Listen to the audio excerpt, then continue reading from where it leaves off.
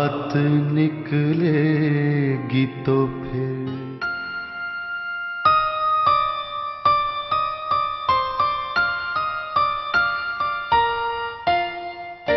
नाज़रीन आदाब। पिछले एपिसोड में हमने शुरुआत की इल्म अदब की दुनिया की मशहूर और मारूफ हस्तियों से मुलाकात पर मबनी एक दिलचस्प सीरियल बात निकलेगी तो की। कहते हैं कि शायरी रगों में दौड़ने फिरने नहीं बल्कि आंखों से टपकने वाले लहू की कायल है। अफसाने और नावल जिंदगी के फलक पर बिखरे धनक रंगों को मुख्तलिफ किरदारों के जरिए समेटते हैं। तनकीद इन दोनों असनाफ पर दावर सुखन की नजर रखती है। मौजूदा इस सीरियल में हमने इन तीनों को रचने गढ़ने वाली हस्तियों को अपने तमाम फिक्र और तजर्बात के साथ नाजरीन के रूबरू कराने की कोशिश की है। तो आइए इसको जारी रखते हुए तनकीद की दुनिया की मोतबर शख्सियत वहाब अशरफी से गुफ्तगू के साथ। नाज़रीन आदाब। जैसा कि आप अच्छी तरह वाकिफ़ हैं कि पिछली बार हमने कहा था एक बहुत ही मोहतरम मोतबर शख्सियत से मिलते हुए कि वक्त कम है और गुफ्तगू तवील है और ये तशनगी बाकी रह गई थी और हम समझते हैं कि आज भी अगर ये गुफ्तगू की जाए तो शायद ये तशनगी बाकी इसलिए रह जाएगी कि इनका इतना बड़ा कंट्रीब्यूशन है कि उस पर सैर हासिल गुफ्तगू दो चार नशिस्तों में मुमकिन ही नहीं। फिर भी हमारी कोशिश ये है कि हम उन्हें समेटने की कोशिश करें और उस शेर पर फिर अमल करते हैं हम कि जुस्तजू हो तो सफ़र ख़त्म कहाँ होता है, यूं तो हर मोड़ पे मंजिल का गुमा होता है। प्रोफेसर वहाब अशरफी से हमने पिछले एपिसोड में गुफ्तगू की थी और उस वक्त उन्हें साहित्य एकेडमी मिलने वाला था, उसका ऐलान हो चुका था। लेकिन जब बाज़ाब्ते तौर पर उन्हें साहित्य एकेडमी मिल चुका है तो हम आपकी तरफ से और अपने तमाम इराकीन की तरफ से उन्हें तहे दिल से मुबारकबाद पेश करते हुए एक बार फिर अपने स्टूडियो में प्रोफेसर वहाब अशरफी साहब आपका इस्तकबाल करते हैं और मुबारकबाद पेश करते हैं कि आपको साहित्य एकेडमी अवार्ड से नवाजा जा चुका है और पूरी अदबी बिरादरी, पूरी अदबी दुनिया, जैसा कि आप जानते हैं कि इसकी इतनी पजीराई हुई है कि अब तक जिन लोगों को साहित्य एकेडमी अवार्ड मिला है, सही है कि खुशी की बात है हर शख्स के लिए, जिन्हें भी मिला वो मोहतरम थे, मोतबर थे, उनका अपना एक कंट्रीब्यूशन था। लेकिन जितनी पजीराई आपकी वहाब अशरफी साहब साहित्य एकेडमी अवार्ड के बाद जितने फंक्शन हुए और ऐसे लोग जो अगर देखा जाए तो सीधे तौर पर आपसे वाबस्ता नहीं थे, ऐसे लोग जो बहुत मासूम थे, ऐसे लोग जो गांव में कहीं बस रहे थे, ऐसे लोग जो जिनका अदब से अगर देखा जाए तो बहुत गहरा और सीधा ताल्लुक़ नहीं था, इसके बावजूद आपने ये महसूस किया और आपने देखा, ये अखबारात गवाह हैं, मीडिया गवाह है कि आपकी जो पजीराई साहित्य एकेडमी अवार्ड मिलने के बाद हुई है वो शायद साहित्य एकेडमी अवार्ड की जो तारीख़ है, मैं अपना समझता हूँ जहाँ तक मेरी निगाह जाती है कि शायद ऐसी तारीख़ कहीं पहले नहीं मिलती है। आप इसकी क्या वजह महसूस करते हैं? देखिए, ये मैं अपनी खुशकिस्मती समझता हूँ जी। हालांकि सच्ची बात यह है कि पहले बहुत से लोगों को ये इनाम मिल चुका है जी। अब पजीराई का पैमाना लोगों के पास अलग अलग है जी। अब मैं एक कॉमन आदमी हूँ, वहाँ देहात से भी ताल्लुक़ है, शहर से भी ताल्लुक़ है जी। दोस्त अहबाब सबसे जी। और आपको मालूम है कि मैं किसी से लड़ता नहीं, किसी से झगड़ता नहीं। जी। मेरी अपनी एक रविश है और वो बहुत रविश हम अपने तौर पर साफ सुथरी रखना चाहते हैं। जी। तो खैर ये भी एक चीज़ है और उसके बाद ये कि साहब इनाम से क्या होता है, असल तो किताबें हैं और उनकी एनालिसिस है और आइंदा आने वाली नस्ल उसको किस तरह लेगी, ये सबसे बड़ा सवाल है। जाहिर है। तो ठीक है, इनाम से आदमी खुश होता है, मैं भी खुश हुआ जी। लेकिन ये कि मुझे हौसला मिला कि मैं मजीद लिखता रहूं। जी। क्या आपको ऐसा नहीं लगता वहाब अशरफी साहब कि आपका जो इतनी लंबी खिदमत आपकी अदब में, ज़ुबान अदब में है, तो एक तरफ से एक एतराफ़ तो ठीक है साहित्य एकेडमी ने किया है, लेकिन दूसरा एतराफ़ इसी बहाने आम लोग, आम कारी भी कर रहा है अगर, तो वो हमारे लिए तो बहुत एक बहुत कीमती सरमाया है। मैं उस अवार्ड के बहाने जो गुफ्तगू हो रही है, आज भी गुफ्तगू हो रही है, तो मैं उसे इसलिए अहम मानता हूँ कि कम से कम लोगों को अपनी बात कहने का, अपनी खुशी या उसके इजहार का मौका मिल रहा है। वहाब अशरफी साहब, आपने जिस पर आपको ये साहित्य एकेडमी अवार्ड दिया गया, तारीख़ अदब में उर्दू, मैं समझता हूँ कि जिस पर हम लोग जिक्र करते रहे हैं और इसकी तौसी होनी चाहिए कि आप ऐसा नहीं सोचते हैं, चूँकि ہر 50 برس کے بعد تو اس کی توسیع ہونی چاہیے. کیا آپ ایسا سوچتے ہیں کہ کچھ دیکھیے ایسا ہے جی کہ ادب کے سلسلے میں میرا موقف یا پالیسی جی بہت واضح ہے. جی میں نئے ٹیلنٹس کی بہت قدر کرتا ہوں جی اور مجھے احساس ہے کہ ہم بوڑھے لوگ یہ اپنا وقت گزار چکے ہیں. جی نئی نسل جو آئے گی اسی کے ہاتھ میں سب کچھ ہوگا. جی ایسی صورت میں مجھے یا میرے جیسے لوگوں کو یا مجھ سے جو زیادہ ذہن اور دماغ کے اعتبار سے معتبر لوگ ہیں جی. انہیں احساس رکھنا چاہیے کہ انہیں نظر انداز نہیں کرنا چاہیے نئی نسل کو. جی. یہی وجہ دیکھا ہوگا کہ میری 3 جلدوں میں جو تقریباً 2000 صفحات پر مشتمل ہے اور بڑی تقدیم ہے وہ کتاب. جی جی اس میں دیکھا ہوا کہ میں نے ایک چیپٹر ہی 80 کے بعد کے فنکاروں کا بنایا. اس میں شاعر بھی ہیں, جی. افسانہ نگار بھی ہیں جی. اور دوسری صنفوں سے جن کا تعلق ہے وہ ہیں. جی. تو ایسا کرنے پر بہت سارے اعتراضات پہنچے ہوئے جی. کہ بھائی تاریخ میں آپ نے ان کی جگہ دے دی جبکہ یہ نئے لکھنے والے ہیں تو آپ نے ایسا کیوں کیا. تو ہم نے کہا کہ دیکھیے یہ ہے کہ ہم نے اپنے رسالہ مباحثے میں بھی جی جی ہر مہینے کسی نئے آدمی کی نہ صرف کوئی منتخب چیزیں شائع کرتے ہیں بلکہ ایک مضمون بھی لکھتے ہیں. جی جی تو بہت سے ادیب اور شعراء معتبر لوگوں کو وہ بھی پاکستانی جو ہیں جی ان پر نگاہ رکھتے ہیں اور ان پر مسلسل مضامین لکھتے ہیں. جی. اس کی ایک وجہ یہ ہے کہ آمد و رفت میں سہولت ہوتی ہے. لیکن میری کوئی ایسی خواہش نہیں ہے, میری ایسی کوئی تمنا نہیں ہے. جی میں بہت اپنے آپ کو جنین رکھنا چاہتا ہوں جی جی اور چاہتا یہ ہوں کہ جو ادب ہمارے سامنے آ رہا ہے اور جو بعد میں آنے والا ہے جی. اس کی طرف بھی توجہ کروں. اس لیے کہ پرانے لوگ جیسا کہ آپ نے ذکر کیا جی جی ان کا دور اب بہت تھوڑا ہے جی اور ان کا جو سرمایہ ہے وہ سبوں کی نگاہ میں ہے. نئے لکھنے والوں کو تو بہت جتن کرنا پڑتا ہے, جی بہت ان کو بہت نظر انداز کیے جاتے ہیں. جی. وہ مسلسل لکھتے ہیں لیکن ان کی پہچان نہیں ہوتی ہے, شناخت نہیں ہوتی ہے. جی جی حالانکہ آج کے حالات ایسے ہیں گلوبل ہوں چاہے مقامی ہوں جی کہ جی. بڑے چیلنجنگ حالات ہیں. ایسے چیلنجنگ حالات میں آج کا جو نیا ادیب ہے جی جی. وہ ہم لوگوں سے زیادہ پھنسا ہوا ہے اس میں بے شک اور کوشش کرتا ہے کہ مسائل کو وہ اپنے طور پر سمجھے. جی. ایک فرق تو یہ پیدا ہو گیا ہے. جی جی دوسری بات یہ ہے کہ ایک بہت بڑا سرمایہ جو ہمارا یعنی غالب سے پہلے سے جی چلا آ رہا ہے آج تک, جی ہاں جی زمانہ میر سے بھی پہلے سے یا دکنیات کا جو حصہ ہے وہ سب اس کا سرمایہ ہے, بے شک اس پر اس کی نظر ہے. جی اب وہ اگر اپنی راہ بنانے کی کوشش کرے گا تو کچھ تو نیا پن اس کے اندر آئے گا. آئے گا ہی, بالکل. تو نیا پن جو ہے اس سے گھبرانے کی بات نہیں. ہمارے پرانے لوگ جی پرانا ذہن لکھنے والے جی کسی قسم کی کوئی چیز برداشت ڈیویشن جو ہے برداشت نہیں کرتے ہیں. حالانکہ آپ کو یاد ہوگا کہ غالب کو اپنے زمانے میں لوگوں نے رد کر دیا. ہاں ظاہر ہے غالب کو کہنا پڑا کہ صاحب گردنی ہے میرے اشعار میں مانا نہ صحیح نہ صحیح نہ ستائش کی تمنا نہ سلے کی پرواہ گر نہیں ہے میرے اشعار میں مانا نہ صحیح نہ صحیح. نہ صحیح یہ کہہ دیا اور کہنے کے بعد وہ آج معلوم ہے کہ غالب کا زمانہ ہے, غالب جی. کا دور ہے. ہاں. بلکہ ایک لطیفہ ہے جی کہ جو یہ آبادی ہے امریکہ کے تو کسی نے تعارف کروایا کہ he is the greatest poet of Urdu of India. جی کہا کہ او آئی نو ہی از مسٹر غالب. تو یہ حال ہے. ہاں تو اب صورت یہ ہے کہ صاحب اپنے وقت میں بہت کم لوگ پہچانے جاتے ہیں. جی جی میں نے پہلے بھی کہا کہ دراصل اسسمنٹ بعد میں ہوتا ہے. جب وقت گزر جاتا ہے 50 برس گزر جاتا ہے 60 برس گزر جاتا ہے 1 صدی گزر جاتی ہے تو پھر اوراق لوگ پلٹتے ہیں اور پلٹنے کے بعد احساس کرتے ہیں کہ ہم سے بہت مس کر رہے تھے. ارے آپ لوگ تو خوش قسمت ہے کہ ہمارے جیسا آدمی ملا ہوا ہے. میں یہی پر میں خطا کلام ہوتا ہے وہاب شرفی صاحب. جہاں تک ہم لوگوں کا مطالعہ ہے اور جن چیزوں کو ہم پڑھتے اور سوچتے رہتے ہیں تب سے ہمارا بھی تعلق ہے اور ہماری جو نسل ہے آنے والی نسل بھی ہے تو اس میں ایک چیز ہم لوگوں نے محسوس کی ہے کہ جو نئی جنریشن تھی نئے لکھنے والے لوگ تھے چاہے یہاں ہوں پاکستان ہو یا پوری جو اردو دنیا ہے آپ تمام سے واقف ہیں اس پر جو ہمارے بہت معتبر نقاد ہیں آپ جیسے نقاد ہیں یہ ایسا پتہ نہیں کیوں ہوا ہے کہ وہ یہ سوچتے رہے کہ بھائی ان پر لکھنا ایک رسک کی طرح انہیں لگ رہا تھا یا کیا کچھ لگ رہا تھا.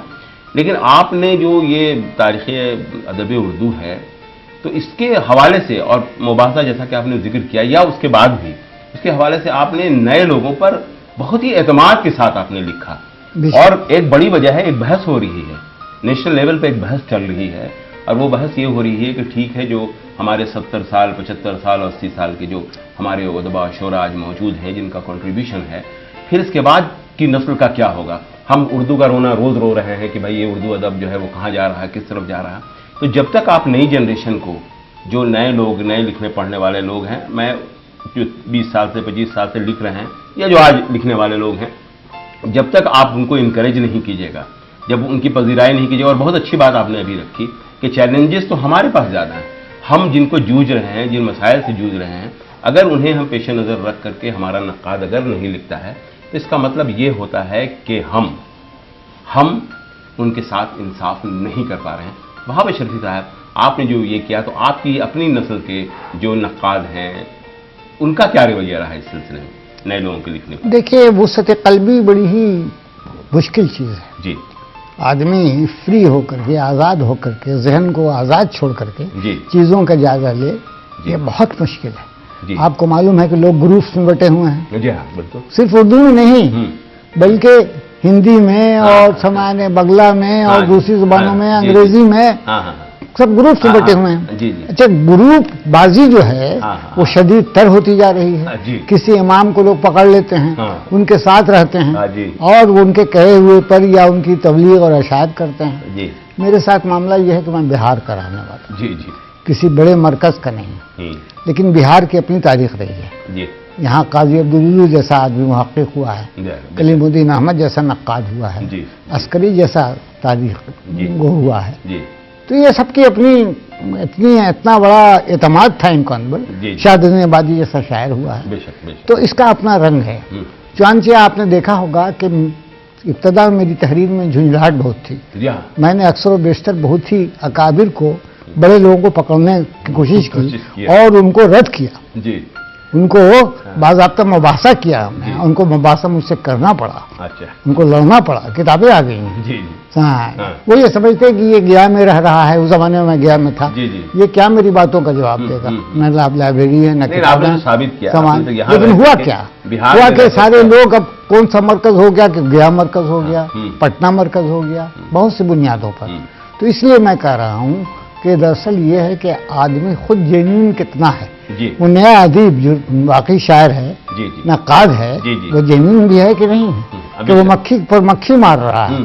तो असेस करना पड़ेगा खुद नई पौध को। जी जी। हमने जैसा कि अर्ज किया पहले कि साहब उसके सामने चैलेंजेस हम लोगों से ज्यादा हैं आज के हालात में। बहुत सारे प्रॉब्लम्स, बहुत सारे मसाइल बिल्कुल नए और ताज़ा होकर के सामने आ रहे हैं। उसके पास कैनवस भी बहुत बड़ा है, सोचने और फिक्र की दुनिया उसकी बड़ी है।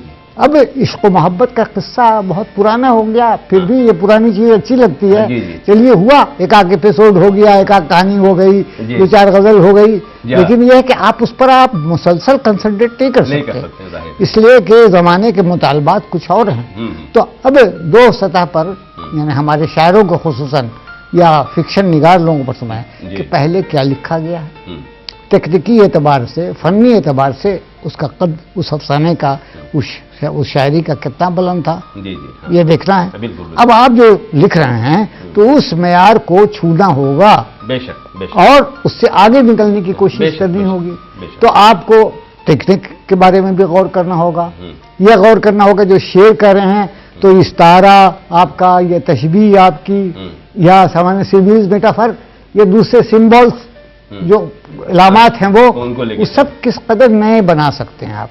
क्या असल शायर होता है, कथा कलाम होता है यहाँ पर वहाब अशरफी साहब। एक जो हमारे जो आपके दौर के जो नाक़दीन हैं, या यहाँ तक कि अभी जो नया नक्काद भी है, मैं उसकी बात भी कह रहा हूँ, उसमें सबसे ज़्यादा, जहाँ तक मेरी निगाह जा रही है शायद अब भी, कि सबसे ज़्यादा सेमिनारों में, चाहे वो हिंदुस्तान की सतह के सेमिनार हों या बैरून ममालिक के सेमिनार हों, दावतनामे आपको मिलते हैं, आप उसमें अपनी शमूलियत भी दर्ज करते हैं। और एक तरह से जो आलमी अदबियात पर आपकी निगाह है, उस पर किताबें आपकी आ चुकी हैं। हम ये चाहते हैं कि जो सेमिनारों में आप जा रहे हैं, आज का ट्रेंड क्या है, और सिर्फ हिंदुस्तान में और जो बैरून ममालिक में असरी अदब को लेकर के क्या ट्रेंड है, हम ये चाहेंगे कि अपने नाजरीन के लिए हम आपसे शेयर करें। देखिए, परसों मैं दिल्ली में साहित्य अकेडमी सेमिनार में था। जी। एक सेशन की सदारत भी करनी थी और एक किताब का इजरा भी था। जी। تو وہ جس موضوع پر آپ گفتگو کر رہے ہیں یہی موضوع ڈسکشن کا تھا. کیا بات ہے. ہاں یہی موضوع ڈسکشن کا جی. تھا کہ آج کے حالات میں عصری شاعری جی. کیا ہے. اچھا. ہاں اس کے امکانات کیا ہیں, جی. اس میں کتنی وسعت ہے, ہم. کہاں تک وراثت کا حصہ ہے, جی. کہاں تک انڈیویجول کیپیسٹی لوگوں کی کام کر رہی ہے, جی. کہاں کہاں ان لوگوں کی نظر ہے. جی. تو اس لحاظ سے ہم لوگوں نے شاعری کا جائزہ لیا, جی. اس لیے کہ ان کے ہاں تنقید یا افسانہ اس کا الگ الگ پروگرام ہے, جی. سب الگ الگ ہوں. تو اس سے یہ پتہ چلا کہ ہماری جو پرانی نسل ہے وہ مایوس نہیں ہے, جی. وہ اندر یہ سمجھ رہی ہے کہ یہ ٹیلنٹڈ لوگ ہیں اکثر و بیشتر, جی. جی. جی. جن کی ہم پذیرائی کریں یا نہ کریں, سمان یہ تو منزل کو اپنے پا ہی لیں گے. بالکل بالکل. تو اس لیے اب دیکھیے کہ آپ نے مسائل کے بارے میں چھوڑا, جی. فیمنزم جیسے ہے, جی. پہلے کتنی خواتین تھی, اس میں چوتھائی کو چھوڑ دیجئے, ہاں. سمان کتنی خواتین تھیں کہ کھل کر کے جنسی حوالوں کا قواعد پر لکھیں. یا عورت اس بات پر زور نہیں دے رہی ہے کہ ہم کو اہمیت دیجئے اور آپ ہمارے لیے سیٹ ریزرو کر دیجئے اور پارلیمنٹ میں اور اسمبلی میں مجھے جگہ دیجئے, جی. بلکہ جینڈر ایشوز ہے اس پر بحث کیجئے آپ. اس میں جو آپ کی خصوصیت یہ ہے کہ آپ بالادستی آپ چاہتے ہیں, تو یہ بالادستی اب زیادہ دن چلے گی نہیں, اس لیے جینڈر کو بدلنا چاہتی ہے جی. کہ جینڈر کا جو تصور ہے کہ عورت اور مرد, ہاں. اس تصور کو آپ ختم کیجیے. بہت بڑی بات. بہت اس تصور کو ہم کو کچھ نہیں چاہیے کہ آپ ہم کو سیاست میں کتنی جگہ دے رہے ہیں اور میری شادی کا کیا انتظام کر دے رہے ہیں اور کس قدر ہم کو طلاق دینے کا سمانے حق دے رہے ہیں, وہ سب ہو چکا. اب ہم کو سب نہیں چاہیے, ہم کو یہ چاہیے کہ ہم ثابت کیجئے کہ ہم مرد سے کم کیسے ہیں. ہم جس لائن میں چلے جاتے ہیں اس لائن میں اپنا ٹھپا چھوڑ کے جاتے ہیں, اور لوگ یہ بتاتے ہیں سمانے, چاہے وہ اکیڈمک لائن میں ہو چاہے تحریری. آپ دیکھتے ہیں قروۃ اللہ حیدر, سیکس پر لکھنے والی تو اسمن چغتائی, تو اس طرح کے لوگ اردو میں ہر زبانوں میں ہیں. ورجینیا وولف کے بارے میں کہتے ہیں کہ اتنی بڑی رائٹر ہے.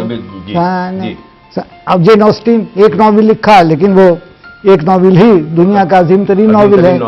تو وہ کون سی چیز ایسی ہے, جھانسی کی رانی جو ہے وہ اس نے جو کر کے دکھایا آپ کو معلوم ہے, لیکن وہ کہتی ہے کہ جھانسی کی رانی پر بھی شعر کیا آپ نے, تو اس میں لفظ مردانی جوڑا آپ نے. تو یہ مردانی کیوں جوڑا بھائی, کیوں مردانی, اس پر بہت بحث ہو رہی ہے. صحیح بات ہے. تو آپ جو ہے یہ ایک طرح کا یہ جو سوسائٹی ہے مردانہ سوسائٹی, اس میں یہ مطلب ہوا کہ جو ہم کارہائے نمایاں انجام دیں گے وہ آپ کے مرد کے نام پر کر دیں گے, کہیں گے کہ اس کا شائبہ ہے یا اس کی تصویر ہے یا اس کا نقش ہے یا اس کی راہ پر چل رہی ہے.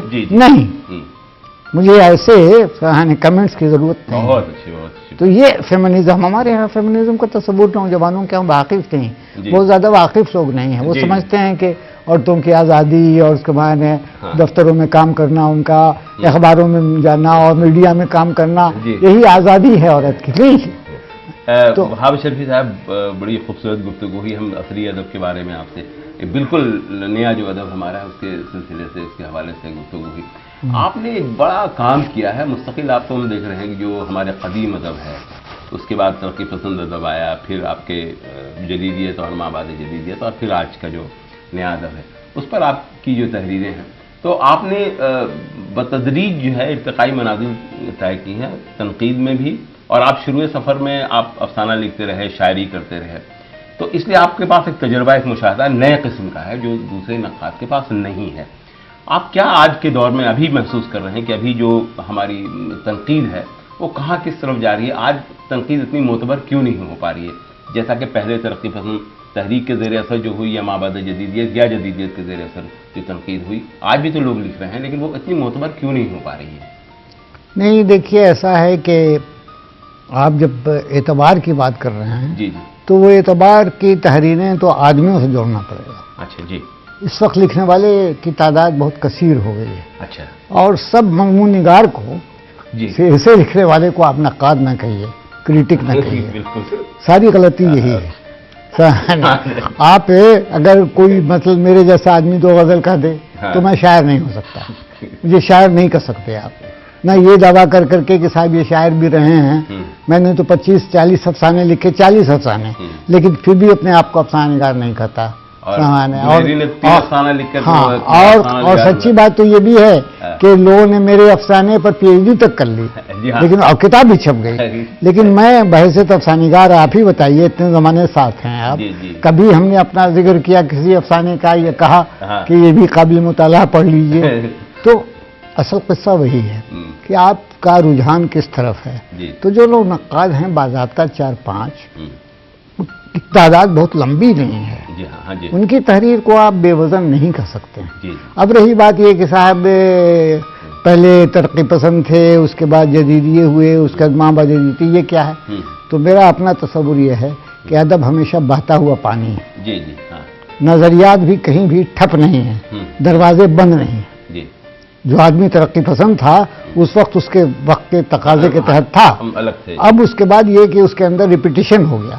तो अदब जब रिपीट करते लगता है आपको, तो हर आदमी रवींद्रनाथ टैगोर हो जाता तो बंगला अदब आगे नहीं न बढ़ता। हर आदमी प्रेमचंद तक रहता तो फिर आगे की चीजें कहाँ सामने आती? आप कैसे लिखते, दूसरे लोग कैसे लिखते? तो हमेशा नए पानियों में उतरना है। जो नई नई फिक्र आती है दरअसल अदब के नए पानी में उतरना है। अब ये देखना है आपको कीचड़ किसमें है और शफाफ पानी कहाँ। वहाब अशरफी साहब, बहुत अच्छी गुफ्तगू हुई। एक बात हम आपसे ये जानना चाहेंगे कि आपने बहुत लिखा, तहकीक के हवाले से गुफ्तगू करें, तनकीद के हवाले से गुफ्तगू करें, जैसा कि आपने अफसानों का भी किया, इन तकनीकी अदब के हवाले से गुफ्तगू करें, तकरीरों के हवाले से अगर उसका मजमू आए तो शायद हमको लगता है कि 50-60 किताबें तो उस पर अलग से हो सकती हैं। इसका मतलब है आप मुस्तकिल फ़ाल हैं आज भी।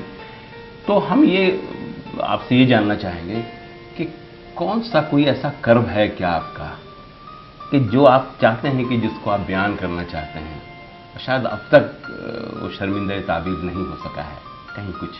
असल क़िस्सा ये है कि भाई बेइत्मीनानी तो मेरा भी मुक़द्दर है और आपका भी मुक़द्दर है। जी।